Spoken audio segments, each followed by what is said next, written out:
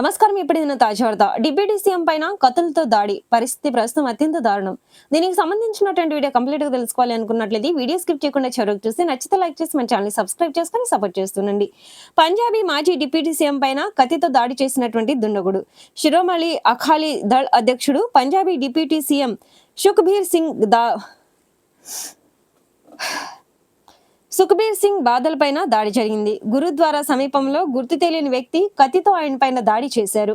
ఈ దాడిలో బాదల్ చేతి గాయాలయ్యాయి. చికిత్స కోసం అతడిని అక్కడున్న వారు ఆసుపత్రికి తరలించారు. చేతికి గాయంతో ఆసుపత్రికి వెళ్తున్న బాదల్ కు సంబంధించిన దృశ్యాలు కూడా ప్రస్తుతం స్థానిక మీడియాలో కనిపించడం అయితే జరిగింది. గురుద్వారా లోపల కత్తితో సిక్కుల పవిత్ర చిహ్నం నిహాంగ్ ఈ చిహ్నం అయితే ఉందన్నమాట. ప్రస్తుతం దీంతో బాదల్ పైన దాడి జరిగినట్లుగా నాందేడ్ పోలీసులు అయితే తెలపడం జరిగింది. గురువారం ఉదయం శిరోమణి అకాల్దల్ ఎంపీ అయిన బాదల్ భార్య హర్సిమ్రత్ కౌర్ బాదల్ తో కలిసి నాందేడ్లోని తఖ్త్ శ్రీ హజూర్ సాహిబ్ గురుద్వారాను సందర్శించిన సమయంలో ఈ దాడి అయితే జరిగింది. ప్రస్తుతం మాజీ డిప్యూటీ సీఎం పైన ఈ దాడి జరగడం పైన ప్రస్తుతం పంజాబ్ అంతా కూడా ఒక్కసారిగా ఉలిక్కి పడింది. ఈ విషయం అయితే సోషల్ మీడియా వేదికగా తీవ్ర చర్చనీయాంశానికి దారితీసింది.